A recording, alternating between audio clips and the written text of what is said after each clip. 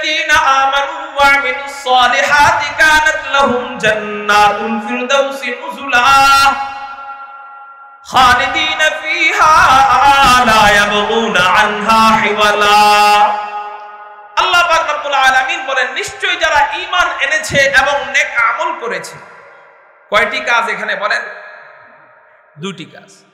এক নাম্বার, যারা ঈমান এনেছে এবং নেক আমল করেছে, এই দুই কাজ যারা করবে তাদের জন্য আমি আল্লাহর পক্ষ থেকে সর্বোচ্চ প্রকার সর্বোচ্চ পর্যায়ের পুরস্কার কানাত লাহুম জান্নাতুল ফিরদাউসি নুজুলা, আমি আল্লাহ তাদের জন্য প্রস্তুত রেখেছি জান্নাতুল ফিরদাউস। আরো জোরে বলেন সুবহানাল্লাহ। কয় কাজ করার বিনিময়ে জান্নাতুল ফিরদাউস? এক নাম্বার হলো ঈমান, দুই নাম্বার হলো নেক আমল। দুই নাম্বার কি? দোনোটাই কাজ, দোনোটাই কি? ঈমান আনা এটা ফেল না, এটা কাজ না? কাজ। আবার আমল করা এটাও কাজ। কিন্তু আল্লাহ আলাদা আলাদা আনলেন কেন? সব কাজকে আল্লাহ আমলের ভিতরে ঢুকাই দিলেন, ঈমানকে আলাদা বললেন। কারণ কি? বলে ঈমান হলো জান্নাতে যাওয়ার প্রধান কাজ, আর নেক আমল হলো ঈমান নামক যে জান্নাতে যে গাড়ি দিয়ে যাব ওই গাড়ির তেল হলো নেক আমল। ওই গাড়ির তেল কি? ওই গাড়ির মোবিল, গ্যাস, এগুলা কি? নেক আমল। ঈমান হলো জান্নাতে যাওয়ার গাড়ি, আর ওই গাড়ির তেল, ওই গাড়ির মোবিল অথবা ওই গাড়ির চার্জার, ব্যাটারি গাড়ি আছে না, ওই গাড়ির চার্জার হলো নেক আমল। এজন্য দেখবেন যার নেক আমল নাই তার ঈমানও কতক্ষণ আওয়ামী লীগের কাছে বিক্রি করে, কতক্ষণ বিএনপির কাছে বিক্রি করে। দুর্বল তো, চার্জ নাই, ওই গাড়ি একেবারে দুর্বল। চার্জ যদি থাকতো সে মহাসড়কে চলতে পারত। এজন্য চার্জ নাই, কখনো ডাইনে যায় কখনো বামে যায়, যেদিকে ধাক্কাইবেন ওদিকে চলে যায়। ঈমানকে আল্লাহ আলাদা আনলেন এই জন্য যে এটা আলাদা জিনিস, আমল আলাদা জিনিস, ঈমান আলাদা জিনিস। ঈমান ছাড়া জান্নাতে যাওয়াই যাবে না। বলেন কি বললাম? ঈমান ছাড়া জান্নাতে যাওয়াই যাবে না, সম্ভব না। একবারে চিরস্থায়ী জাহান্নাম যদি ঈমান ছাড়া মারা যায়। আর নেক আমল ছাড়া জান্নাতে যাওয়া যাবে, নেক আমল ছাড়া জান্নাতে যাওয়া যাবে, তবে শাস্তির পর। কি বললাম? কোনটা ছাড়া? নেক আমল ছাড়া জান্নাতে যাওয়া যাবে, তবে যত গুনাহ করছে সমস্ত গুনাহ শাস্তি হবে হাসরের ময়দানে এবং জাহান্নামে। এরপরে জান্নাতে যাইতে পারবে। তবে আল্লাহ চাইলে মাফ করে তাকে শাস্তি না দিয়েও জান্নাতি বানাইতে পারে। এটা হলো নেক আমলের কমতি থাকলে। কিন্তু ঈমানের কমতি চুল পরিমাণ থাকলে সে জান্নাতে যেতে পারবে না। এই জন্য ইহুদি আর খ্রিস্টানরা অথবা ইহুদি খ্রিস্টানদের দোসর যারা আছে, এরা নেক আমল নিয়ে এত মুসলমানদের মাঝখানে ফিতনা করে না। এরা ফিতনা করে ডাইরেক্ট আমল, ডাইরেক্ট ঈমান নিয়ে।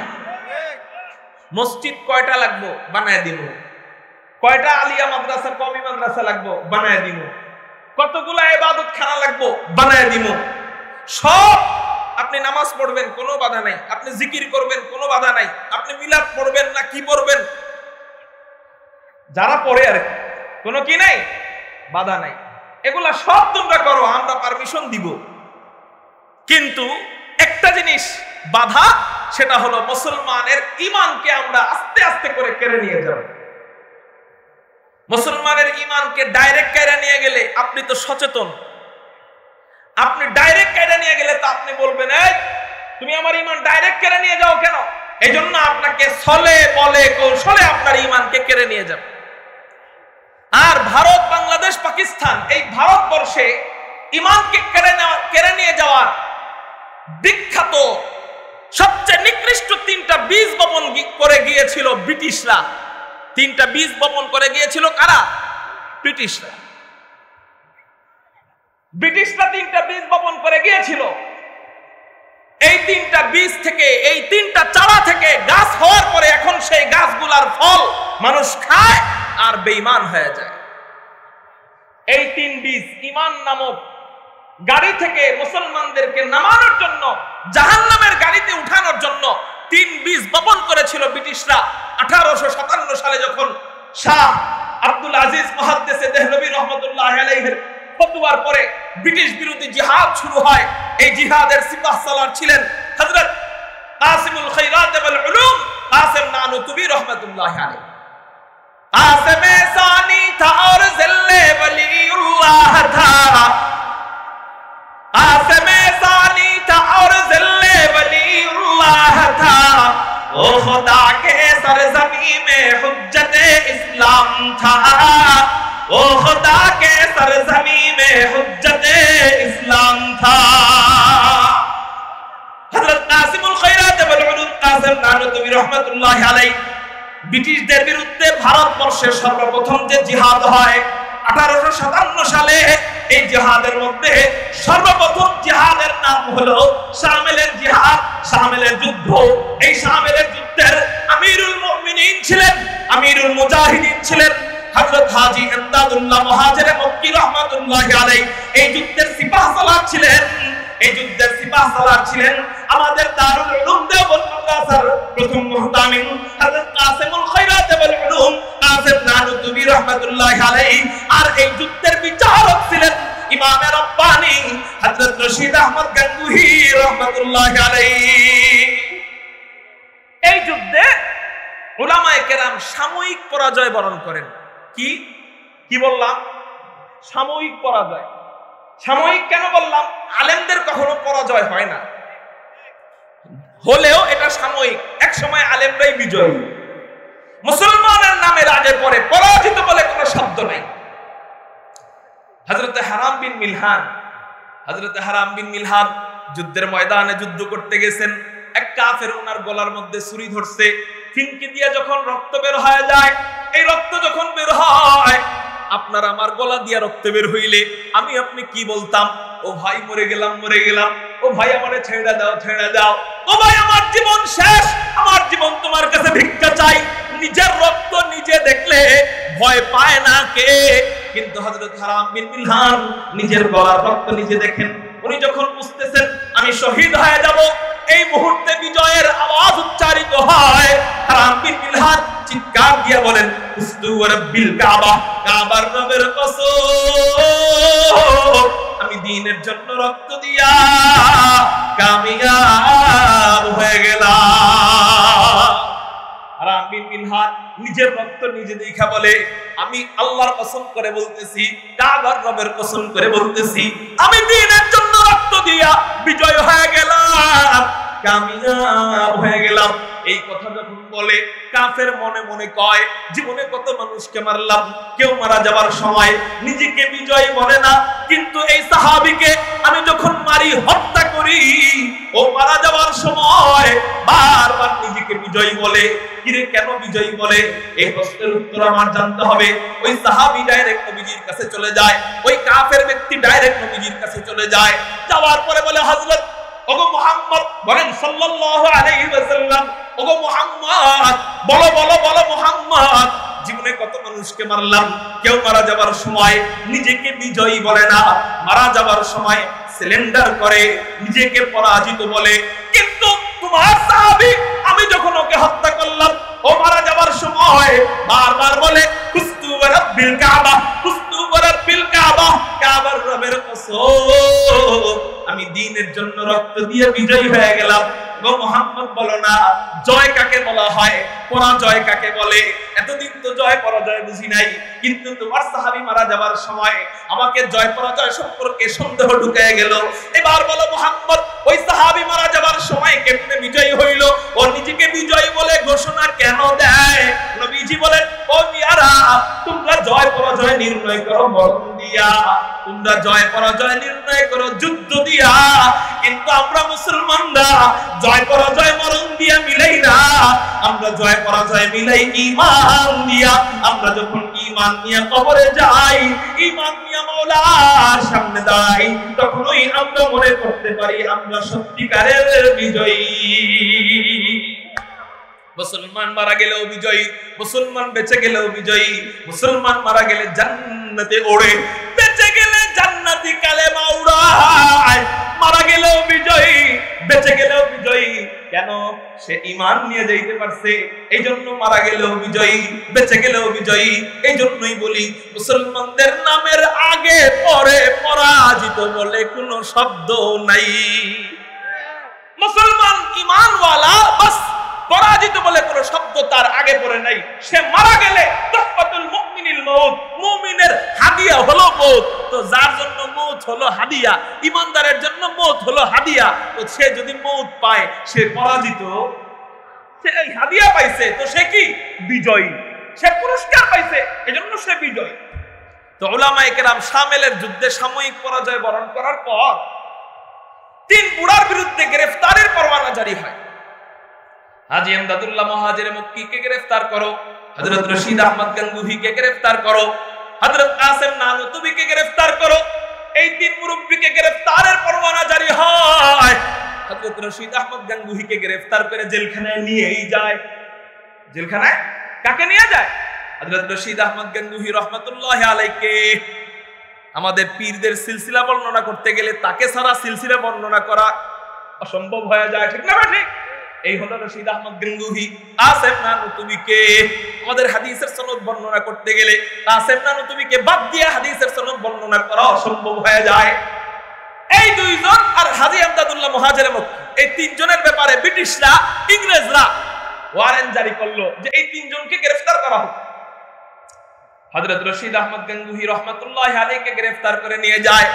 গ্রেফতার করে নিয়ে যাওয়ার পর আশ্চর্য কাণ্ড কারবার দেখেন আমাদের আকাবিররা কেমন ছিল। জীবন চলে যাবে মাগার কবিরা কোনো গুনাহ করবে তো নাই, সগীরা গুনার দিকেও তারা ইচ্ছা করে আগায় না। হযরত রশিদ আহমদ গঙ্গুহি রাহমাতুল্লাহি আলাইহি আদালতের কাঠগড়ায় দাঁড়ানো। ইংরেজের জজ জিজ্ঞাসা করে, মিয়া রশিদ, তোমার কাছে নাকি অস্ত্র আছে? কি আছে? অস্ত্র আছে। হযরত রশিদ আহমদ গঙ্গুহি চিন্তা করেন, হ্যাঁ আমার কাছে তো অস্ত্র আছে, কিন্তু আমি যদি বলি, মনে মনে ভাবতেছেন, আমি যদি বলি আমার কাছে অস্ত্র আছে তাহলে ওরা আমাকে জেলখানায় ঢুকাবে, আর যদি আমি বলি আমার কাছে অস্ত্র নাই তাহলে আল্লাহর আদালতে ধরা খাইতে হবে। সত্য বললেও জেলখানা, মিথ্যা বললেও জাহান্নাম। কোথায় যাই কোথায় যাই, মাঝখান দিয়ে বুদ্ধি এসে গেল। কোরআনুল কারীমের মধ্যে আল্লাহ বলেন, ইয়াসিন ওয়াল কুরআনিল হাকীম। আল্লাহ কোরআনের ব্যাপারে বলেন, কোরআন হলো হিকমত ওয়ালা। এই কোরআন যে পড়ে আল্লাহ তাকেও হিকমত ওয়ালা বানায় দেয়। এই কোরআন যারা পড়ায় আল্লাহ তাদেরকেও হিকমত ওয়ালা বানাইয়া দেয়। তা না হইলে আপনি হুজুরদেরকে দেখবেন গামছা কাঁধের মধ্যে নিয়ে হাঁটে, সরল সোজা লুঙ্গি পইরা বিদেশে যায়, এয়ারপোর্টে যায়, সোনারগাঁ শেরাটন হোটেলের মতো হোটেলে যায় লুঙ্গি পইরা। এই সরল সোজা মানুষদের সামনে হাজার হাজার সাংবাদিক বৈশা প্রশ্ন করে আটকাইতে চায়, মগার কুলায় উঠতে পারে? আপনি আমাদের নায়েবে আমির সাহেবকে দেখেন নাই? বহুত এরকম শো আছে, টক শো আছে। আমাদের নায়েবে আমিরুল মুজাহিদিন ওনাকে আটকানোর জন্য বহুত প্রশ্ন করছে, কিন্তু আলহামদুলিল্লাহ বড় বড় বুদ্ধিজীবীরা, বড় বড় গঞ্চর, টিনচর, তেলচর, আলুচর, পাকিস্তানের মুরগি চোররা ওনার সামনে আসলে লেজ গুটাইয়া পালাতে বাধ্য হয়েছে। এটা কেন? ব্যক্তির কোনো কারণে না, ব্যক্তির ব্রেনের কারণে না, ব্যক্তির বুদ্ধির কারণে না, কোরআনের ইলমের কারণে। কিসের কারণে বলেন না? কোরআনের ইলমের কারণে। মুফতি সাকাওয়াত হোসেন রাজি সাহেবও অনেক টকশো করেছে, দেখবেন কুলাইতে পারে না। আরো অনেক ওলামায়ে কেরাম টকশো করেছে, ওই বড় বড় বুদ্ধিজীবীরা আলেমদের সামনে আসলে কুলাইতে পারে। একটা গল্প মনে পড়ে গেল, আপনাদেরই কুমিল্লার সন্তান সম্ভবত মুফতি মুস্তাফা আল হুসাইনি রহমতুল্লাহ আলাইহি, লাকসামের। আচ্ছা, এক হোটেলে ঢুকছে খানা খাওয়ার জন্য। হোটেলে ঢুকার পরে পোলাও দিয়া মুরগির রান খাইতেছে। পোলাও দিয়া কি খাইতেছে? পোলাও দিয়া মুরগির রান খাইতেছে। পাশে এক বুদ্ধিজীবী কোট টাই পইরা চা দিয়া রুটি খাইতেছে। পাশে এক বুদ্ধিজীবী কোট টাই পইরা চা দিয়া রুটি খাইতেছে। যদিও এই ঘটনাটা আমাদের বাংলাদেশের ভিন্ন ঘরানার এক আলেম নিজের নামে চালায় দিছে। আমাদের বাংলাদেশে ভিন্ন ঘরানার এক আলেম, কওমি ঘরানার না, দেওবন্দি ঘরানার না, চরমনাই ঘরানার না, আলাদা ঘরানার এক আলেম নিজের নামে চালায় দিছে মিথ্যা। এই ঘটনাটা মুস্তাফা আল হুসাইনি রহমতুল্লাহ আলাইহির সাথে ঘটছে। উনি চা দিয়া উনি মুরগির রান খাইতেছেন আর পোলাও খাইতেছেন, আর হুজুররা মুরগির রান এমন ভাবে খায় যেন আলিফ থেকে নিয়ে ইয়া পর্যন্ত মুতালা করে খাইতেছে, ঠিক না বেটি? কারণ আল্লাহ পাক নিয়ামত দিয়েছে, এটা ফালাই বুকে, এটা তো খাইতে হইবে। আর আমরা আলহামদুলিল্লাহ খানা যতক্ষণ পর্যন্ত বুঝি যে এখানে খানার অবশিষ্ট বাকি আছে ততক্ষণ পর্যন্ত আমরা খাই, আল্লাহ দিয়েছে নিয়ামতের জন্য খাই। এখন পাশে এক বুদ্ধিজীবী কোটটাই পয়রা চা দিয়া রুটি খাইতেছে। কি দিয়া রুটি? চা দিয়া রুটি। এখন হ্যাঁ হুজুরের হাড্ডি কটমটানি চাবানি দেখা মনে মনে কইতেছে জীবনে বহুত শখ ছিল হুজুর গো বাস দিন, আজকে সুযোগে পাইছি হুজুর একটু মাইনকে বসে চিপায় ফেলাই। হুজুর কি হয়েছে বলেন তো দেখি, আমাদের এলাকার কুত্তা বিলাইরা মুরগির হাড্ডি কেমনে খায়? প্রশ্ন করছে কারে? হুজুরে কি খাইতেছে? মুরগির হাড্ডি। এখন হুজুরে যেটাই কয় হেডাতে তো লজ্জা পেয়ে যাবে। কয় হুজুর বলেন তো দেখি আমাদের এলাকার কুকুর বিলাইরা মুরগির হাড্ডি কেমনে খায়? হুজুরে মনে মনে কয় হায় হায় তুই কার কাছে আসছস আটকানোর জন্য? তুই তো বুদ্ধিজীবী হইছস বুড়া কালে, আর আমরা বুদ্ধিজীবী হই ওই যে হেদায়েতুন নাহুর বছর মানতেক পড়ার পরে, ঠিক না বেটি? এবার বলতেছে ভাই তুমি এত বড় শিক্ষিত মানুষ, তোমার মতো মানুষ জানে না এলাকার কুত্তা বিলাইরা মুরগির হাড্ডি কেমনে খায়? কয় না জানি না। কয় তাহলে আজকে শুনালন, সারা জীবন মনে রাখবেন, আর জীবনে কখনো এই প্রশ্ন মাথায় আসতেও চাইবে না। কয় তাহলে বলেন তো দেখি আমগো এলাকার কুত্তা বিলাইরা মুরগির হাড্ডি কেমনে চাবায়? ওই বেড়ায় কি চাবাইতেছিল? আরে ওই বুদ্ধিজীবী কি খাইতেছিল? চা দিয়া রুটি। হুজুরে কয় শোনেন আমগো এলাকার কুত্তা বিলাইরা মুরগির হাড্ডি কেমনে চাবায়? আমগো এলাকার বড় লোকেরা কোটটাই পইরা চা দিয়া রুটি যেমনে চাবায়, আমগো এলাকার কুত্তা বিলাইরা মুরগির হাড্ডি হেমনেই চাবায়। খাইছেনি বাস? এই জন্য আলেমদের সাথে টক্কর দেওয়া কত সোজা।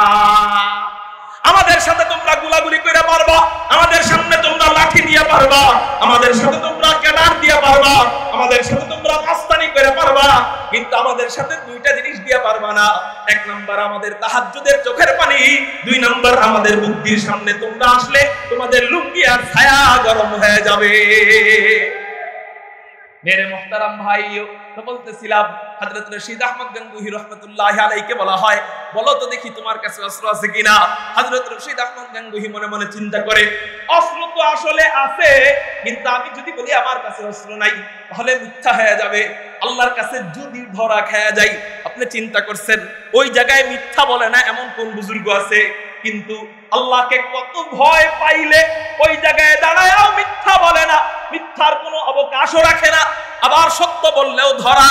এই জন্য আল্লাহ হিকমত ঢাইলা দিয়েছেন, মাঝখান দিয়ে একটা হিকমত অবলম্বন করছেন। উনি মনে মনে বলতেছেন আচ্ছা অস্ত্র তো আছে, কিন্তু স্পষ্ট করে বলার দরকার নাই, একটু অস্পষ্ট রাখি। হযরত ইব্রাহিম যেমন অস্পষ্ট রাখছেন ইন্নী সাকিম, ইব্রাহিমকে বলছে চলো মূর্তি পূজার মেলায় যাই। ইব্রাহিম কয় না আমি যাব না। কেন যাইবা না? ইন্নী সাকিম, আমি অসুস্থ। আসলে ইব্রাহিম আলাইহিস সালাম বাহ্যিকভাবে কোনো অসুস্থ ছিলেন না, ইব্রাহিম আলাইহিস সালাম মানসিকভাবে অসুস্থ ছিলেন। যে আসলে স্রষ্টাকে, খালেককে, আমাদের রবকে ওইদিকে খেয়াল কইরা উনি সত্যকে নিজের ভিতরে রাইখা এমন ভাবে প্রকাশ করেছেন যে সত্যটা মিথ্যা হয় নাই, আবার মিথ্যাটা ওরা বুঝতেও পারে নাই। ইন্নী সাকিম, ওই পন্থা অবলম্বন করছেন হযরত রশিদ আহমদ গঙ্গুহি রাহমাতুল্লাহি আলাইহি। উনি চিৎকার দিয়া বড় গলায় বলতেছেন হ্যাঁ আমার কাছে তো অস্ত্র আছে। কই আপনার অস্ত্র? আমার পকেটে। বের করেন তো দেখি।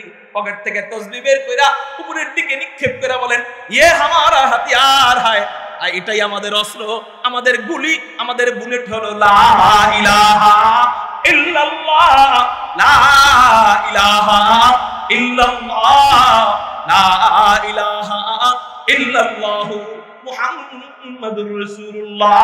চিৎকার দিয়ে বলেন না সুবহানাল্লাহ। এই হলো আমাদের আকাবিরদের জেহেন, আমাদের আকাবিরদের বুদ্ধি কোরআনের বরকতে আছে। আপনি আপনার সন্তানকে বুদ্ধিজীবী বানানোর জন্য আপনি পাঠান ওই জায়গায়, ডাক্তার, ডক্টর, ব্যারিস্টার, ইঞ্জিনিয়ার বানান বুদ্ধি বাড়ার লাগা, কিন্তু কেমন বুদ্ধিজীবী হইলো? হুজুরের সামনে আসলে পায়জামা গরম হয়ে যায়, এটা কেমন বুদ্ধিজীবী হইলো? তাহলে কোন বুদ্ধি উত্তম বলেন? কোরআনের বুদ্ধি উত্তম, কোরআন ওয়ালার বুদ্ধি উত্তম। শুধু কি তাই? কথায় কথা চলে আসে জানি না আজকে আমার বয়ান শেষ করতে পারি কিনা, শুরু হয়েছে তো হোক, চলতে থাকুক ইনশাআল্লাহ। খারাপ লাগতেছে আপনাদের? এদিক দিয়ে রশিদ আহমদ গাঙ্গুহির অবস্থায়, আরেক দিক দিয়ে হযরত কাসেম নানুতুবির অবস্থা কি? কাসেম নানুতুবি রহমাতুল্লাহি আলাইহি দারুল উলুম দেওবন্দের যে মসজিদ আছে, 7টা মসজিদ, ওই মসজিদ ঝাড়ু দিতেছেন। এমন মুহূর্তে ইংরেজের পুলিশ বাহিনী ওখানে উপস্থিত। কেন আসছে? গ্রেফতার করতে। বলেন কেন? গ্রেফতার করার জন্য আসছে। ইংরেজের পুলিশ বাহিনী আইসা কাসেম নানুতুবিকে বলতেছেন, এ মিয়া মৌলভী কাসেম কাহা? কারে জিজ্ঞাসা করতেছে? কাসেম নানুতুবিকে বলতেছেন, মৌলভী কাসেম কোথায়? আজীব অবস্থা। আরে এখন না ফটো আছে, পিকচার, ছবি আছে, আগে কি ছবি ছিল? এখন ছবি দেখে আসামি দেখা যায়, চিনা যায়, বুঝা যায়। আগে বলতো অমুক গ্রামের অমুক বেটার ছেলে, ওরে গ্রেফতার করে নিয়ে আসে। কাসেম নানুতুবির কাছে যায়, চেহারা দেখে তো চিনতে পারে নাই, যায় বলতেছেন, মিয়া কাসেম নানুতুবি কে? আবার ওদের দিমাগের ভিতরে এটা আসে নাই যে আমাদের বিরুদ্ধে লড়াই করে, ব্রিটিশদের বিরুদ্ধে, যে ব্রিটিশরা পুরো ভারতবর্ষকে শোষণ করে খায়, ওই ব্রিটিশদের বিরুদ্ধে লড়াই করে, ওই লড়াইয়ের ওই জিহাদের সিপাহ সালার উনি আবার ঝাড়ু দেয়। ওনাদের মাথার ভিতরে এটা আসে নাই। কাসেম নানুতুবি ঝাড়ু দিতেছেন, জিজ্ঞাসা করে, এ মিয়া কোথায়? কাসেম নানুতুবি মনে মনে কয়, আরে আমি তো মৌলভী কাসেম। এখন আমি যদি বলি আমি মৌলভী কাসেম, ওরা আমারে জেলখানার মধ্যে নিয়ে ভরবে। আর যদি বলি আমি মৌলভী কাসেমকে চিনি না, তাহলে ওরা এই মিথ্যা বলার কারণে আল্লাহর আদালতে ধরা খাইতে হবে। রশিদ আহমদ গাঙ্গুহির যে অবস্থা ঘটছে, কাসেম নানুতুবির একই অবস্থা ঘটছে। আল্লাহু আকবার। এই অবস্থায় মিথ্যার অবকাশ নাই, এই অবস্থায় মিথ্যা বলার কোনো সুযোগ নাই। এই অবস্থায় বলতেছে কাসেম নানুতুবি, আমি এটা যদি বইলা দেই জেলখানায় নিয়ে যাবে। আর যদি বলি কাসেম নানুতুবিকে চিনি না, আল্লাহর আদালতে ধরা খাইতে হবে। কি করা যায়? ওই যে আল্লাহ বলছেন, আল কুরআনিল হাকীম, কুরআন হলো হিকমত ওয়ালা। এই কুরআন যে পড়ে আল্লাহ তাকেও হিকমত ওয়ালা বানায় দেয়। এই কুরআন যারা পড়ায় আল্লাহ তাদেরকেও হিকমত ওয়ালা বানায় দেয়। কাসেম নানুতুবিকে আল্লাহ হিকমত ওয়ালা বানায় দিয়েছে, আমাদের আকাবির বুজুর্গদেরকে আল্লাহ হিকমত ওয়ালা বানায় দিয়েছে। কাসেম নানুতুবি যেই জায়গায় দাঁড়াইছিলেন, ওই জায়গার থেকে 10 হাত দূরে যায় আগের জায়গা দেখায় বলে, কাসেম নানুতুবি আবি তো ইহা থা। কাসেম নানুতুবি একটু আগেই তো এই জায়গায় ছিল, এখন যেন কই। বুঝেন নাই আপনারা? আল্লাহু আকবার বলেন। কাসেম সানি থা और जिल्ले वलीउल्लाह भी था। कासिम सानी था और जिल्ले वलीउल्लाह भी था। ओ खुदा के सरजमी में हुज्जत इस्लाम था। ओ खुदा के सरजमी में हुज्जत इस्लाम था। যেই জায়গায় দাঁড়াইছিলেন ওই জায়গা থেকে 10 হাত দূরে যায় আগের জায়গায় দেখায় বলতেছেন, একটু আগেই তো এখানে ছিল। ওই ছাগলের বাচ্চাদের মাথা কি ওইরকম নেই? ওরা মনে মনে ভাবতেছিল মনে হয় 20 মিনিট আগে কাসেম নানুতুবি এখানে ছিল, এখন মনে হয় নাই। আচ্ছা ঠিক আছে, চলে যাই। চলে যখন যায়, কাসেম নানুতুবি পিছন থেকে আত্মগোপনে চলে যায়। আত্মগোপনে চলে যাওয়ার 5 বছর পর দারুল উলুম দেওবন্দ প্রতিষ্ঠিত করেন। ওই আত্মগোপনে যখন চলে যায়, পুলিশ বাহিনী যখন মসজিদ থেকে বের হয়ে যায়, বাচ্চারা খেলাধুলা করতেছিল, এই বাচ্চাদেরকে ডাক দেয়, এই বাবুরা এদিকে আসো। আসার পরে জিজ্ঞাসা করে, এ মিয়া তোমরা কি এই এলাকার কাসেম নানুতুবি নামে কাউকে চিনো কিনা? বাচ্চারা কয়, বলো বলো।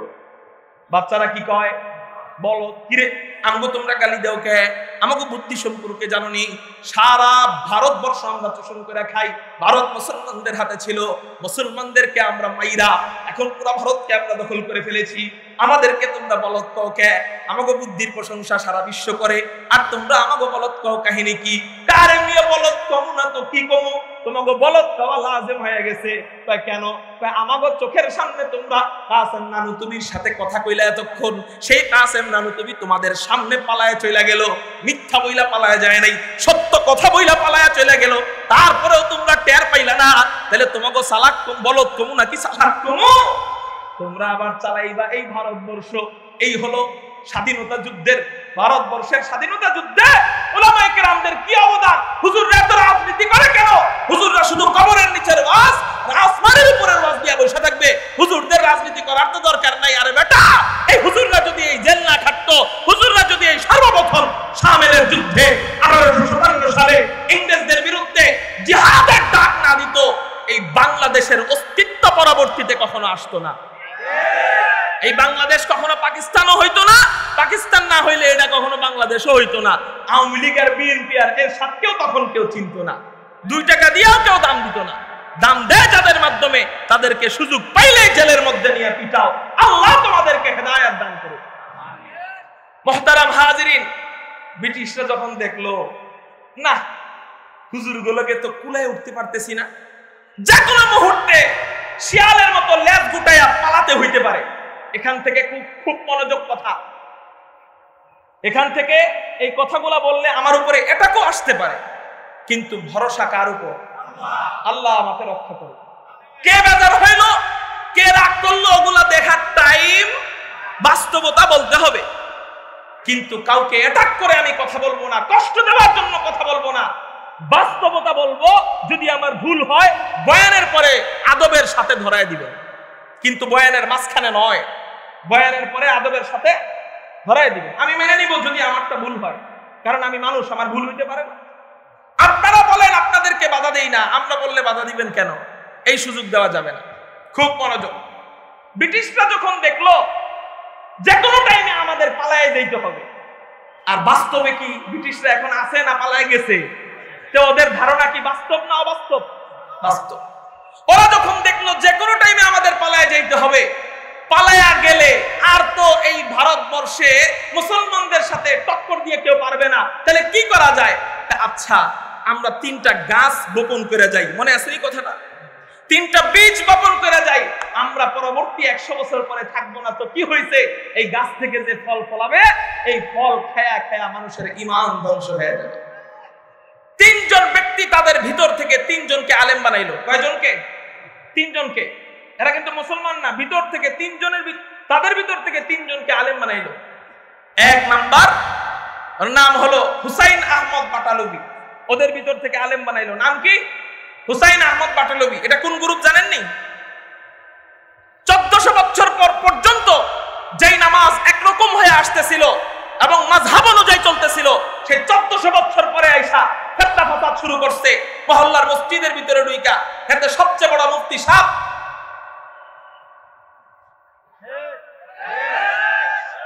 এই গ্রুপ হইল হুসাইন আহমদ বাটালবির গ্রুপ। এরা পেশাব কইরা টিস্যু নেয় না। পেশাব করা কি না? দেখেন ঈমান ধ্বংস করার সিস্টেম কেমনে। পেশাব কইরা টিস্যু এরা নেওয়াকে জরুরি মনে করে, পেশাব কইরা টিস্যু নেয় না। এ আমগো কি কয়? এই যে আপনারা যে ভিতরে হাত দিয়া, লুঙ্গির ভিতরে হাত দিয়া মানুষের সামনে হাঁটেন, এটা আপনাকে শরম লাগে না? আল হায়াউ শুবাতুম মিনাল ঈমান, হায়া ঈমানের অঙ্গ, অতএব আপনারা বাইরে এইভাবে হাঁটেন কেন? আচ্ছা ভাই, বাইরে না হাঁটলা, তুমি ভিতরে বাথরুমের ভিতরে যায় টিস্যু নাও, তাও নাও।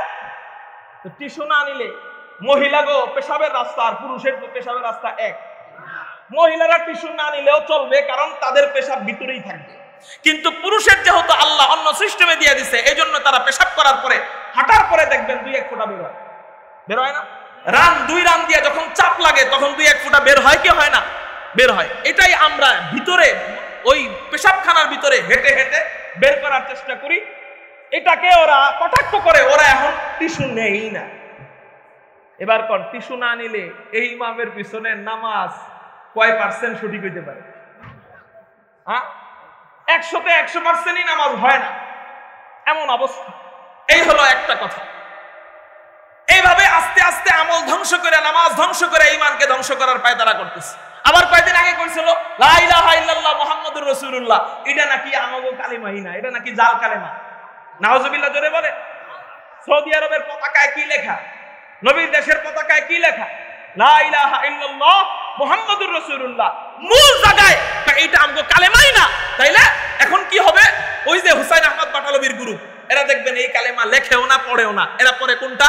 আশহাদু আল্লা ইলাহা ইল্লাল্লাহ ওয়া আশহাদু আন্না মুহাম্মাদুর রাসূলুল্লাহ। ঠিক আছে, এটাও কালেমা, আমরা মানি, আমরা তো অস্বীকার করি নাই। এটাও কালেমা, সহিহ হাদিস অনুযায়ী কালেমা। কিন্তু কোন ব্যক্তি যদি আরেক দিক দিয়ে বলে লা ইলাহা ইল্লাল্লাহ মুহাম্মাদুর রাসূলুল্লাহ, এই কালেমা হয় নাই, তার ঈমান চলে গেছে।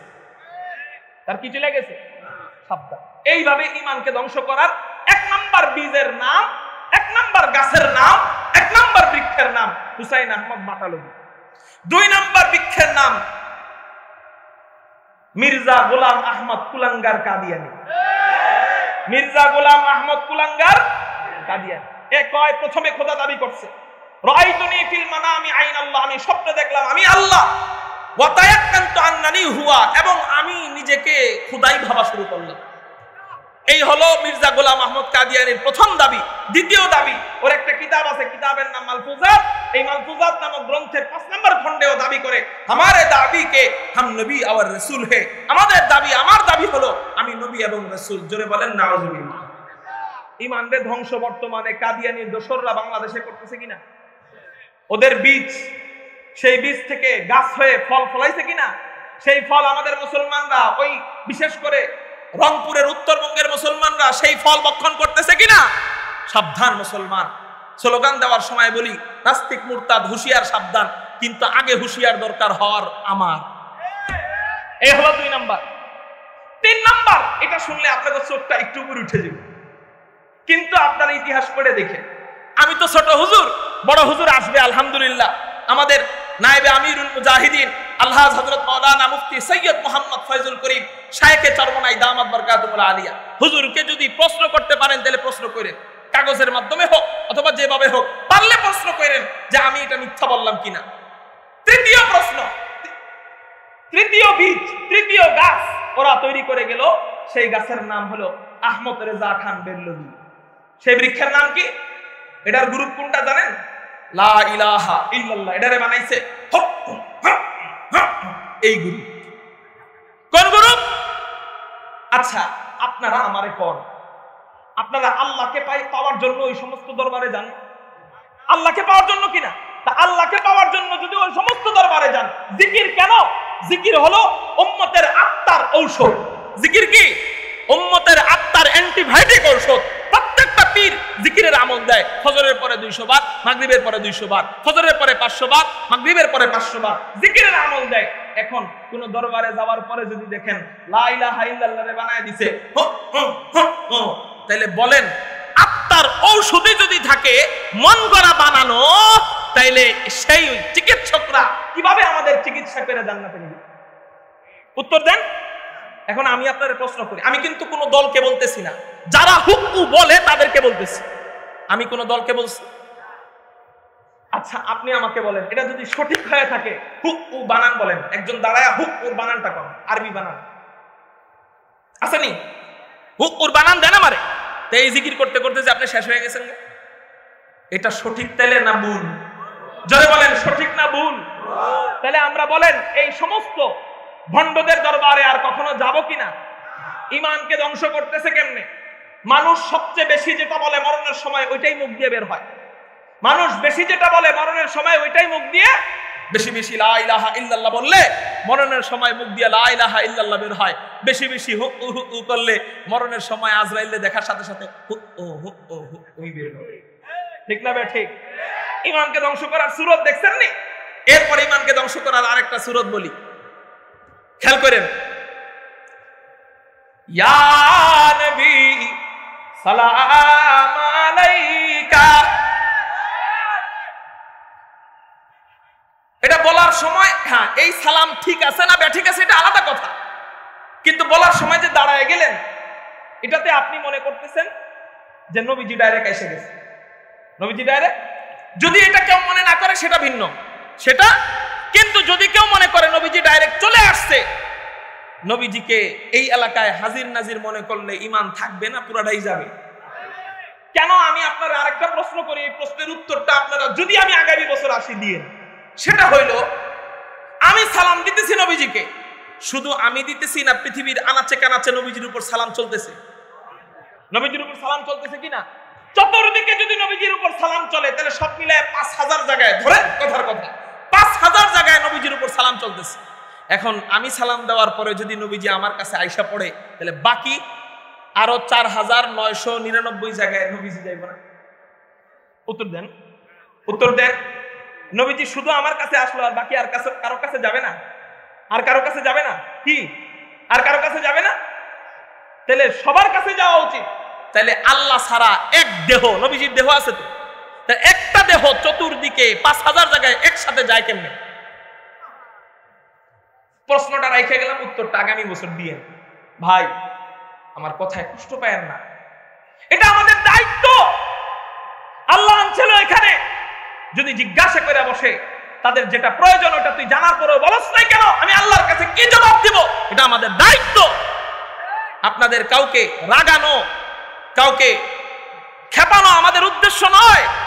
শোনেন, ইখতিলাফের জায়গায়, ভাই ভাইয়ের জায়গায়, কি বলেন, কি বললাম বলেন, ইখতিলাফের জায়গায়, ভাই ভাইয়ের জায়গায়। সাহাবায়ে কেরামদের ভিতরে ইখতিলাফ ছিল, কিন্তু আসল জায়গায় তারা এক ছিল।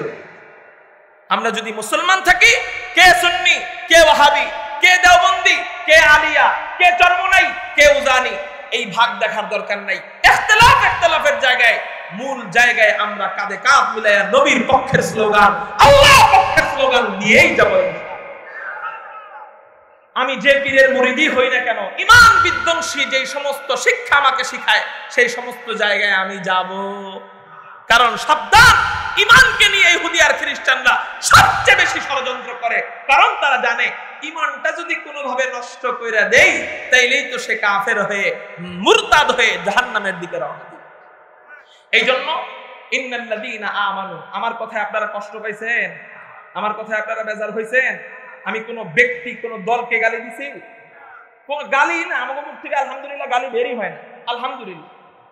মুহতারাম হাজিরিন, তাহলে ঈমানকে ধ্বংস করার জন্য বাংলাদেশে যে তিনটি দল বেশি কাজ করতেছে তাদেরকে আমরা বুঝাবো। হয়তো অনেকে না বুঝে করতেছে, বুঝতেছে না, আমরা বুঝাবো শালীন ভাষায়, ভদ্র ভাষায় তাদেরকে গালাগাল করে বুঝাবো। আল্লাহ আমাদেরকে বুঝবার তৌফিক দান করুক। কয় মিনিট আছে? হ্যাঁ, 5 মিনিট। তো বলতেছিলাম, আল্লাহ বলতেছেন ইন্নাল্লাযীনা আমানু, এক নাম্বার কি বলেন, বলেন জোরে বলেন, এক নাম্বার কি? ওয়া আমিলুস সালিহাত, 2 নাম্বার কি বলেন? নেক আমল, জোরে বলেন। ওয়া আমিলুস সালিহাত, এই দুইটা জিনিস যদি তোমাদের থাকে, আল্লাহ বলেন কানাত লাহুম জান্নাতুল ফিরদাউস নুজুলা, আমি আল্লাহ তাদের জন্য জান্নাতুল ফিরদাউস রেডি রেখেছি। চিৎকার দিয়ে বলেন না সুবহানাল্লাহ। ওই জান্নাতুল ফিরদাউসটা কেমন রে ভাই? ওই জান্নাতের নাজ নেয়ামত কেমন? চলেন 5 মিনিটের মধ্যে আলোচনা গুছায় আনবো, একটু শুনে আসি। ওই জান্নাতটা কেমন? প্রথম 2টা কাজ, ঈমান এবং আমল, এই কাজ নিয়ে আলোচনা করলাম। এখন কাজের পুরস্কার নিয়ে আলোচনা করব। ওই জান্নাতটা কেমন রে ভাই? নবীজি হাদিসের মধ্যে বলেন ওই জান্নাতের ইটগুলো আল্লাহ কি দিয়ে বানাইছেন? হযরত আবু হুরায়রা রাদিয়াল্লাহু তাআলা আনহু জিজ্ঞাসা করেন, ইয়া রাসূলুল্লাহ, ইয়া হাবিবাল্লাহ, আমরা যে জান্নাতে যাব এই জান্নাতটা আল্লাহ কি দিয়ে বানাইছেন? নবীজি বলেন, আবু হুরায়রা, লাবিনাতুন মিন ফিদ্দাহ ওয়া লাবিনাতুন মিন যাহাব, আল্লাহ জান্নাতের কোন ইট জান্নাতি রূপা দিয়ে বানান, ওয়া লাবিনাতুন মিন যাহাব, আল্লাহ জান্নাতের কোন ইট জান্নাতি স্বর্ণ দিয়ে বানান। চিৎকার দিয়ে বলেন না সুবহানাল্লাহ। আল্লাহ জান্নাতের কোন ইট জান্নাতি রূপা দিয়ে বানান, আবার কোন ইট আল্লাহ জান্নাতি স্বর্ণ দিয়ে বানান। আবার নবীজি হাদিসের মধ্যে বলেন জান্নাতের ইটের মশলা কি দিয়ে বানায়? দুনিয়াতে আমরা ইটের মশলা বানাই, সিমেন্টের বালু দেই, এরপর সাধারণ বালু দেই, এরপর পানি দেই, এই তিনটা একত্রিত কইরা দুনিয়াতে ইটের মশলা বানানো হয়। কিন্তু জান্নাতের ইটের মশলা আল্লাহ কি দিয়ে বানান? নবীজি বলেন জান্নাতি আতর, মিশকু আম্বর দিয়া আল্লাহ জান্নাতের ইটের মশলা তৈরি করে। ওই জান্নাতে যাবে কারা? আল্লাহ বলেন ওয়াসিকাল্লাযীনা তাকাউ রাব্বাহুম ইলাল জান্নাতি যুমারা, যারা নাকি তাকওয়া অবলম্বন করবে, আল্লাহ পাককে ভয় করবে, তাদেরকে দলে দলে জান্নাতের দিকে নিয়ে যাওয়া হবে। আল্লাহ এবার বলেন হাত্তা ইদা জাউহা, যখন তারা জান্নাতের কাছে যাবে, জান্নাতের কাছে যাওয়ার পর ওয়া ফুতিহাত আবওয়াবুহা, জান্নাতীদের জন্য জান্নাতের দরজা সমূহ খুলে দেওয়া হবে। জান্নাতের দরজা কয়টা? বুখারী শরীফের হাদিস, ফিল জান্নাতি তামানিয়াতু আবওয়াবিন, জান্নাতের দরজা 8টা। চিৎকার দিয়ে বলেন কয়টা? জান্নাতের দরজা 8টা। 1 নাম্বার দরজা বাবুস সালাহ, 2 নাম্বার দরজা বাবুল জিহাদ, 3 নাম্বার দরজা বাবুর রায়্যান, 4 নাম্বার দরজা বাবুস সাদাকা, 5 নাম্বার দরজা বাবুস শাফাআহ, 6 নাম্বার দরজা বাবুল কাযিমিনাল গায়জ ওয়াল আফিনা আনিন নাস, 7 নাম্বার দরজা বাবুর রাদি, 8 নাম্বার দরজা বাবুত তাওবা। চিৎকার দিয়া বলেন না সুবহানাল্লাহ। এক একটা দরজা নিয়ে এক একটা বয়ান। আল্লাহ যদি কখনো তৌফিক দেয় ইনশাআল্লাহ সামনে কখনো বসলে শোনাবো বাবুস সালাত দিয়ে এই দরজা দিয়ে কারা জান্নাতে ঢুকবে, বাবুত তওবা দিয়ে কারা জান্নাতে ঢুকবে, বাবুর রায়্যান দিয়ে কারা জান্নাতে ঢুকবে, বাবুস শাফাআহ দিয়ে কারা জান্নাতে ঢুকবে, বাবুল কাযিমিনাল গায়যা ওয়াল আফিনা আনিন নাস এই দরজা দিয়ে কারা জান্নাতে ঢুকবে ইনশাআল্লাহ এই দরজার আলোচনা আগামীতে শোনাবো। এখন আমার মূল আলোচনায় আসি। নবীজি হাদিসের মধ্যে বলেন জান্নাতে যে যাবে, এই আয়াতের ব্যাখ্যা, ওয়াসিকাল্লাযীনা তাকাউ রাব্বাহুম ইলাল জান্নাতি যুমারা, জান্নাতীদেরকে দলে দলে জান্নাতের দিকে নিয়ে যাওয়া হবে। উঠে কে রে ভাই? হ্যাঁ, আজানের সময় ইনশাআল্লাহ আজান এখানে দেওয়া হবে, ওযুর টাইম দেওয়া হবে, ওযুর টাইম দিয়েই আমি ছাড়বো ইনশাআল্লাহ। উঠাউঠি করবেন না তো ইনশাআল্লাহ। একজন উঠলে আরেকজনের উঠতে মনে চায়, আবার অনেকে এই নিয়তে ওঠে মনে হয় হুজুর টাইম পাবো না, আগে আগে যাই। ইনশাআল্লাহ পর্যাপ্ত টাইম আপনাদেরকে দেওয়া হবে। নিজে উঠে আরেকজনকে উঠার প্রতি উৎসাহিত করব। আপনাদের খারাপ লাগতেছে? চিৎকার দিয়ে বলেন আল্লাহু আকবার। ওয়াসিকাল্লাযীনা তাকাউ রাব্বাহুম ইলাল জান্নাতি যুমারা হাত্তা ইযা জাউহা, নবী আল্লাহ পাক রব্বুল আলামিন বলেন যখন জান্নাতীরা জান্নাতের কাছে যাবে। এখন প্রশ্ন হলো জান্নাতীরা যে জান্নাতের কাছে যাবে, জান্নাত কত দূরে? হাসরের ময়দান থেকে জান্নাতের দূরত্বটা কত দূর? নবীজি হাদিসের মধ্যে বলেন হাসরের ময়দান থেকে জান্নাতের দূরত্ব 40 সানা, কমপক্ষে 40 বছরের রাস্তা। চিৎকার দিয়ে বলেন না সুবহানাল্লাহ। জান্নাত হাসরের ময়দান থেকে জান্নাতের দূরত্ব কয় বছরের রাস্তা? জোরে বলেন। 40 বছরের রাস্তা। এই 40 বছরের রাস্তা জান্নাতীরা জান্নাতের কাছে যাবে। এখন প্রশ্ন হইল হযরত 40 বছরের রাস্তা জান্নাতীরা জান্নাতের কাছে যাবে, কি দিয়ে যাবে? কোনো কি বিমান টিমান থাকবে কিনা, কোনো মোটরসাইকেল থাকবে কিনা, কোনো প্রাইভেট কার থাকবে কিনা, নাকি পায়ে হাইটা যাবে? প্রশ্ন জাগে কি জাগে না? জান্নাতীরা জান্নাতের কাছে যাবে, পায়ে হাইটা গেলে তো এটা আলাদা একটা শাস্তি হয়ে যাবে। 40 বছর কি হাঁটা সম্ভব? তাহলে কোন জিনিস দিয়া যাবে? আল্লাহ পাক রব্বুল আলামিন জান্নাতীদের জন্য একটা যানবাহনের ব্যবস্থা করে রাখছেন। এই যানবাহনটা একবার দুনিয়াতে এসেছিল। সুবহানাল্লাহ বলেন। এই যানবাহন কয়বার দুনিয়াতে এসেছিল বলেন? একবার দুনিয়াতে এসেছিল। এই যানবাহন কখন এসেছিল? নবীজি মেরাজের রজনীতে যখন ঘুমাইয়াছিলেন, উম্মে হানির ঘর থেকে ঘুম থেকে জাগাইয়া জমজমের পাশে শোয়াইয়া বুকের থেকে নাভি পর্যন্ত ফাইরা ভিতর থেকে সবকিছু বের করে এরপর জমজমের পানি দিয়া ধুইয়া জান্নাত থেকে আনা রেশমি রুমাল দিয়ে ঢাকা ঈমান এবং হিকমতের অক্সিজেন ভিতরে পুশ কইরা হযরতে জিবরাইল এমন করে ইশারা দিয়া সিনায় সিনায় জোড়া লাগাইয়া বুরাকের পিঠে চড়াইয়া, কিসের পিঠে বলেন? বুরাকের পিঠে চড়াইয়া বাইতুল মুকদ্দাসে নিয়া সমস্ত নবীদের ইমাম বানাইয়া, ইমামুল আম্বিয়া বানাইয়া 7 আসমান দেখাইয়া, 8 জান্নাত দেখাইয়া, 7 জাহান্নাম দেখাইয়া, সীমান্তের বড়ই গাছের কাছে নিয়া নূরের সাগর দেখাইয়া, আর 1000 কোটি ফেরেশতাদের সাথে সাক্ষাৎ করাইয়া সিদরাতুল মুনতাহার গোড়ায় নিয়া রফরফে চড়াইয়া আল্লাহ পাক রব্বুল আলামিন নবীজিকে নিজের কাছে নিয়া নিজের পাশে বসাইয়া আল্লাহ নবীজির সাথে লম্বা সময় পর্যন্ত গল্প সল্প করে। নবীজিকে আল্লাহ যখন নিয়ে যায় তখন নবীজিকে নেওয়ার জন্য কয়েকটা যানবাহন পাঠাইছিল। কয়েকটা কি পাঠাইছে? এর মধ্যে একটা যানবাহনের নাম হলো রফ। বলেন আমার সাথে। আরেকটা যানবাহনের নাম হলো বুরাক। কি বলেন? এই বুরাকটা কেমন? হাদিসের মধ্যে পাওয়া যায় এই বুরাকটা ধবধবে সাদা, ঘোড়ার মতো না, খচ্চরের মতো না, গাধার মতো না। এই বুরাকের 2টা পাখনা আছে। এই বুরাকের চোখের দৃষ্টি যত দূর যায় বুরাক একটা করে লাফ দেয়। সুবহানাল্লাহ। কালকে বাড়িতে যেয়ে পড়ে একটা করে এই বুরাক লাফ দেয়। এই বুরাক আল্লাহ নবীজির জন্য পাঠাইছেন। পাঠানোর পর হযরতে জিবরাইল বলেন ইয়া রাসূলুল্লাহ ইয়া হাবিবাল্লাহ বুরাকের পিঠের মধ্যে চড়েন। নবীজি কি খেয়াল করেন কি করে? নবীজি বুরাকের পিঠের উপরে পা দেয়, আবার পা সরায় ফেলে।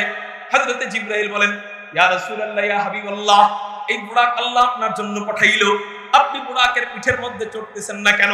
ঘটনাটা কি? কাহিনী কি? নবীজি বলেন ও জিবরাইল এত সুন্দর একটা যানবাহন আল্লাহ আমার জন্য পাঠাইছেন, এতে আমি অনেক খুশি। এত চমৎকার যানবাহন জীবনে কখনো চোখেও দেখি নাই এত সুন্দর একটা জান্নাতি যানবাহন আল্লাহ আমার জন্য পাঠাইছেন, এতে আমি সন্তুষ্ট। কিন্তু জিবরাইল বলো, এত চমৎকার একটা যানবাহন এটা কি আল্লাহ শুধু আমার একার জন্য পাঠাইছেন? আমার উম্মতের জন্য কি পাঠায় নাই? আমার উম্মতের জন্য যদি না পাঠায়, আমি নবী একা একা বুড়াকের পিঠের মধ্যে চইড়া মজা নিব না। রহমাতুল লিল আলামিন খান দশখুদা বন্দে করিম, রহমাতুল লিল আলামিন খান দশখুদা বন্দে করিম, खल्क़ खुल्क़ क़ौल फ़िअल हदीय समझे वो हमीद, खल्क़ खुल्क़ क़ौल फ़िअल हदीय समझे वो हमीद, वमा अरसलनाका इल्ला रहमतल लिल आलमीन। আশ্চর্যের ব্যাপার, একটা বুড়াকের পিঠে নবীজি উঠবেন, তারপরেও বলেন আমার উম্মতের জন্য বুড়াক আছে কিনা? যেই নবী সাধারণ একটা নেয়ামতের ক্ষেত্রে আপনাকে আমাকে ভুলেন না, সেই নবীজি হাসরের ময়দানে অসাধারণ নেয়ামত জান্নাত, ওই জান্নাতের সময়, জান্নাতে ঢুকার সময় আপনাকে আমাকে ভুইলা যাবে। বুড়াকটা দুনিয়ার তুলনায় সাধারণ না অসাধারণ? অসাধারণ। দুনিয়ার তুলনায় সাধারণ না অসাধারণ? কিন্তু বুড়াকটা জান্নাতের তুলনায় সাধারণ না অসাধারণ? জান্নাতের তুলনায় সাধারণ। মানে দুনিয়ার তুলনায় বুড়াকটা অনেক বড়, কিন্তু দুনিয়ার তুলনায় বুড়াক বড় হইলেও জান্নাতের তুলনায় বুড়াক একেবারে তুচ্ছ। তাহলে এই তুচ্ছ একটা জিনিস, ছোট্ট একটা নেয়ামত, এটার জন্য নবীজি যদি আমার আপনার জন্য কান্দেন, তাহলে বিশাল নেয়ামত জান্নাত, ওই জান্নাতের জন্য নবীজি আমি আপনি যেন যাইতে পারি, এই জন্য কি একটু কাঁদবেন না? কাঁদবেন অবশ্যই। তাহলে আমার করণীয় কি? আমার নবীজির জন্য কিছু দিতে হবে, ইশক দিতে হবে, প্রেম দিতে হবে, মুহাব্বত দিতে হবে। আমার কোন পীর কি বলল ওইটা দেওয়া যাবে না। নবীজিকে মুহাব্বত করার শরীয়তের তরিকা কি, সেই তরিকা অনুযায়ী নবীজিকে মুহাব্বত দিতে হবে। তাইলেই নবীজি হাসরের ময়দানে আমার জন্য সুপারিশ করে। আরে নবীজি আমার আপনার জন্য সুপারিশ করবেন না তো কার জন্য করবেন? নবীজি যদি সামান্য একটা খেজুর গাছের জন্য সুপারিশ করতে পারেন, আপনার আমার জন্য করবেন না কেন? বুখারী এবং মুসলিমের একটা হাদিস আপনাদেরকে শোনাই। নবীজি সর্বপ্রথম মসজিদে নববীর ভিতরে মরা খেজুর গাছে হেলান দিয়া খুতবা দিতেন, চিৎকার দিয়া বলেন, কি খেজুর গাছ? খেজুর গাছটা মরা ছিল। এই মরা খেজুর গাছে নবীজি হেলান দিয়ে যখন খুতবা দিতেন, এক মহিলা এসে বলল, ইয়া রাসূলুল্লাহ, ইয়া হাবিবাল্লাহ, আপনি যদি অনুমতি দেন আপনার জন্য কাঠের একটা মিম্বর বানাইয়া দিব। নবীজি অনুমতি দিলেন, কাঠের মিম্বর বানানো হয়। ওই মিম্বরে নবীজি বসেন, খুতবা দেওয়া যখন আরম্ভ করে, মাত্র কয়েক হাত দূরে আসছে, ওই খেজুর গাছ এটা সহ্য করতে পারে নাই। উপস্থিত সাহাবায়ে কেরাম সকলে শুনতে পায় নবীজির প্রেমে, নবীজির মহব্বতে ওই মরা খেজুর গাছ শিশু বাচ্চার মতো হাউমাউ করে কান্না আরম্ভ করে দেয়। ওই মরা খেজুর গাছ নবীর প্রেমে কাঁদে। নবীজি খুতবা বন্ধ করে দেয়, সাহাবায়ে কেরাম হতভম্ব হয়ে যায়। বানানো কোনো কিচ্ছা কাহিনী না, বুখারী মুসলিমের হাদিস আপনাদেরকে শোনাইতেছি। নবীজি হতভম্ব হয়ে যায়, খুতবা বন্ধ কইরা মিম্বর থেকে নাইবা ওই মরা খেজুর গাছের কাছে যাইয়া মরা খেজুর গাছকে জড়াইয়া ধরে চুমু দেয় আর বলে, এ খেজুর গাছ, কান্দিস না, কান্দিস না, শোন, তুই আমার মহব্বতে কানলি, এই জন্য কি হইল জানোস নাকি? কি হইল? শোন, তুই আমার মহব্বতে কানলি, এই জন্য আমি তোরে ওয়াদা দিলাম, আমি যখন হাসরের ময়দান থেকে জান্নাতে যাব, আমি আল্লাহর কাছে তোর ব্যাপারে সুপারিশ করব। তোর ব্যাপারে সুপারিশ কইরা, যদিও এটা নিয়ম না, উম্মতের বাহিরে আর কারো ব্যাপারে সুপারিশ করার কথা আল্লাহ বলেন নাই, তারপরেও তুই আমারে মহব্বত দেখাইলি, আমি নিয়মের বিপরীত কাজ করব, আল্লাহর কাছে দোয়া করব, অনুমতি চাইব, এরপরে আমি নবী তোর ব্যাপারে সুপারিশ করব। সুপারিশ মঞ্জুর করাইয়া তোরে সাথে নিয়া আমি নবীজি জান্নাতে ঢুকবো। রহমাতুল লিল আলামিন খান দশখুদা বন্দে করিম, ওমা আরসালনাকা ইল্লা রাহমাতাল লিল আলামিন। আপনি এখান থেকে একটু কল্পনা করেন, মরা খেজুর গাছ, নবীজির কোনো আত্মীয়, নবীজির উম্মত, নবীজির ভাই বেরাদার, কিন্তু মরা খেজুর গাছ নবীজির জন্য মাত্র কয়েক সেকেন্ড মহব্বত দেখাইছে। মাত্র কয়েক সেকেন্ড মহব্বত দেখাইলে ওরে নিয়ে যদি নবীজি জান্নাতে যাইতে পারে, ও যুবক ভাইরা তুমি একটু কল্পনা করো, আমি আপনি মহব্বত দেখাইলে কথার কথা এই দাড়িটা যখন রাখা শুরু করি এটা কি কয়েক সেকেন্ডের জন্য না মরণ পর্যন্ত নিয়ত করি? কিসের পর্যন্ত? তাইলে ওই মরা খেজুর গাছ নবীজিকে কয়েক সেকেন্ড মহব্বত দেখায়া ও যদি নবীর সাথে জান্নাতে যাইতে পারে, ও নবীর উম্মত না, তারপরেও মহব্বত দিয়ে জান্নাতে যাইতেছে, আর আমি আপনি মরা খেজুর গাছের চেয়ে কম দামি না কোটি গুণ বেশি দামি? কেন? আমি আপনি হলাম ওই নবীর উম্মত। আমি আপনি যদি মোহাব্বতটা নিয়া নবীজির সামনে দাঁড়াইয়া হাসরের ময়দানে ওই মোহাব্বতের ইউনিফর্ম দিতে পারি, তাহলে নবীজি আমারে ফালাইয়া রাইখা কেমনে? উত্তর দেন আমাকে। তাহলে এই জন্য আজকে কয়েকজন যুবক আল্লাহু আকবার বইলা এই হাজার হাজার উলামায়ে কিরামদের সামনে আল্লাহু আকবার বলে দাঁড়ায় যাবে, হযরত যেই নবীর জন্য জীবন দিতে পারি সেই নবীর জন্য এতটুকু মহব্বত আমি দিয়ে দিতে পারি হাসতে হাসতে। ও হযরত, যেই নবীর জন্য আমরা রক্ত আর কলিজা দিতে পারি সেই নবীর জন্য আমরা এই দাড়িটা রাখবো আর জীবনে দাড়ি কাটবো না। আমি চ্যালেঞ্জ করে বলতে পারি ওই নবীজি একটা মরা খেজুর গাছকে ফালায় রাইখা যায় না মহব্বতের কারণে। আশাবাদী তোমাকে রাইখাও নবীজি জান্নাতে যাবেন না। কোন কোন যুবক রাখি আছো জীবনে দাড়িতে হাত লাগাইবা না, আগে হযরত দাড়ি কাটছি আর জীবনে কাটবো না? কারা কারা রাজি আছো? আল্লাহু আকবার বলে দুই হাত লাগান। একটু দাঁড়ায় যান, দাঁড়ায় যান, যারা ওয়াদা দিবেন দাঁড়ায় যান, দাঁড়ায় যান, দাঁড়ায় যান, দাঁড়ায় যান। লিল্লাহি তাকবীর। পাক্কা ওয়াদা, পাক্কা ওয়াদা তো ইনশাআল্লাহ। জীবন চলে যাবে, দাড়ি আর কাটবো না তো ইনশাআল্লাহ। শেষ কথা আমার, হাসরের ময়দানে কোনো আমল ডাইরেক্ট দেখা যাবে না, সমস্ত আমল নেকি হয়ে দেখা যাবে। নামাজ আমার নেকি হিসাবে থাকবে, কিন্তু হাসরের ময়দানে ডাইরেক্ট একটাই আমল দেখা যাবে, সেটা কি? দাড়ি। ওইটাতেই যদি ঠইকা যায় তাই তো সবগুলাই ঠকে যেতেছে। রাখবো তো ইনশাআল্লাহ। কি নেই শানা নেই ইয়ার,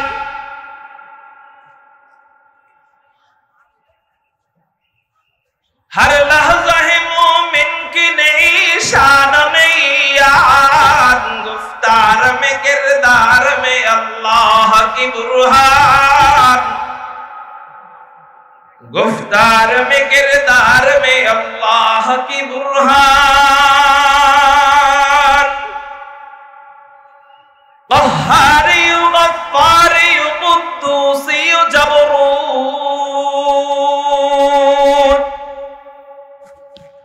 क़ह्हारी गफ़्फ़ारी क़ुद्दूसी जबरूत, ये चारों अनासिर हो तो बनता है मुसलमान, ये चारों अनासिर हो तो बनता है मुसलमान। हमसाये जिब्रील अभी बंदाए खाकी, हमसाये जिब्रील अभी बंदाए खाकी, है उसके नशीबन न बुखारा न बदख्शा, है उसके नशीबन न बुखारा न बदख्शा, ला इलाहा इल्लल्लाह, ला इलाहा इल्लल्लाह, ला इलाहा इल्लल्लाह। আমরা একটু আকাশ পাতাল প্রকম্পিত করে মালিকের মহব্বত নিয়ে জিকির করি, লা ইলাহা ইল্লাল্লাহ,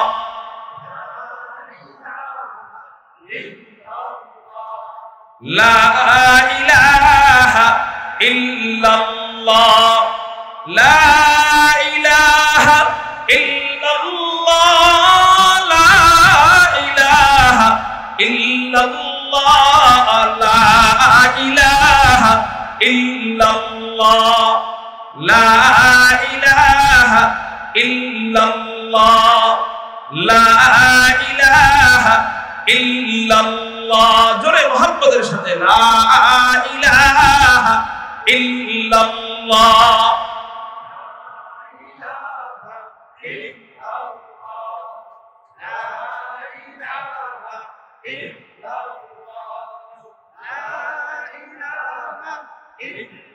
illallah.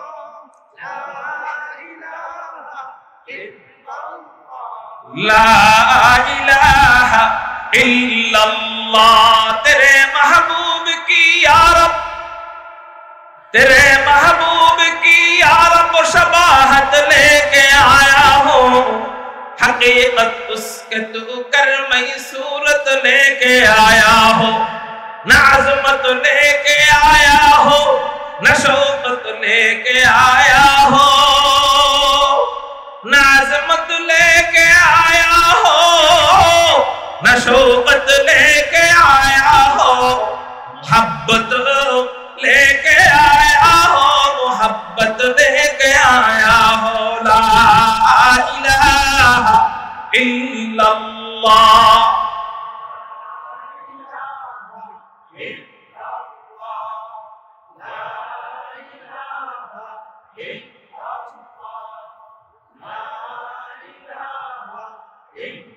ला इलाहा इल्लल्लाह मुहम्मदुर रसूलुल्लाह सल्लल्लाहु अलैहि वसल्लम। अल्हम्दुलिल्लाह अल्लाह जल्ला जलालुहु व अम्मा नवालुहुर दरबारे लाख कोटी शुक्रिया আদায় করি যে মহান রব্বে করিম আমাদেরকে তিতাস উপজেলা মুজাহিদ কমিটির উদ্যোগে আয়োজিত ওয়াজ মাহফিল ও হালকায়ে জিকিরে রব্বে কায়নাত রব্বে করিম আমাদেরকে আসবার এবং বসবার তৌফিক দান করেছেন। সেই জন্য সবাই অন্তরের অন্তঃস্থল থেকে শুকরিয়া আদায় করি, চিৎকার দিয়ে বলি আলহামদুলিল্লাহ। মুহতারাম হাজিরিন, আপনাদের বড় সৌভাগ্য যে আপনাদের এলাকায় বড় বড় বুজুর্গানে কেরামদের পারা পড়তেছে, বলেন আলহামদুলিল্লাহ। আমি নিজেকে বড় ধন্য মনে করি যখন মুজাহিদ কমিটির উদ্যোগে আয়োজিত কোনো মাহফিল থেকে আমাকে ডাকা হয়, তখন এটা আমি নিজের দায়িত্ব মনে করি, কারণ আমি এই দরবারের ভিতরে আল্লাহ এবং তার রাসূলের প্রতি, দ্বীনের প্রতি যে ইশক পেয়েছি সেটা আমি অন্য কোথাও পাই নাই। হ্যাঁ, অন্য কোথাও নাই আমি এটা বলবো না, আছে, কিন্তু ওনাদের ভিতরে ইশক, আপনি তার সামনে আল্লাহর নাম বলবেন দেখবেন একটা চিৎকার, আপনি তার সামনে রাসূলের আলোচনা নিয়ে কথা বলবেন দেখবেন চিৎকার দিচ্ছে। কেন?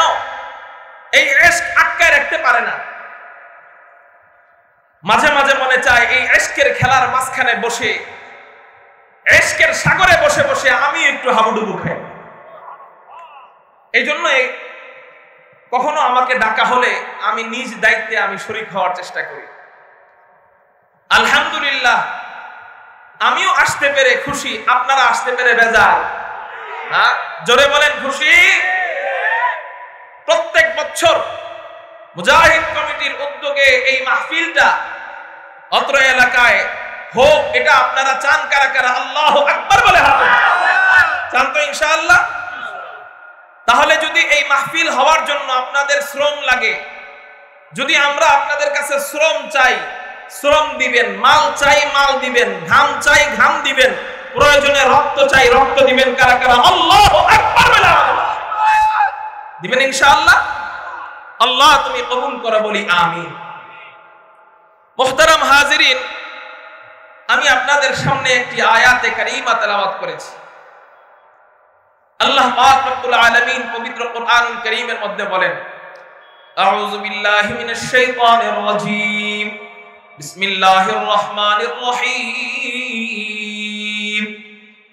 আল্লাহ আমাদেরকে ঈমান এবং নেক আমল নিয়ে নবীজির সুপারিশের মাধ্যমে জান্নাতে যাওয়ার তৌফিক দান করুন। ভুল ত্রুটি হলে ক্ষমা করবেন। আসসালামু আলাইকুম ওয়া রাহমাতুল্লাহি ওয়া বারাকাতুহু।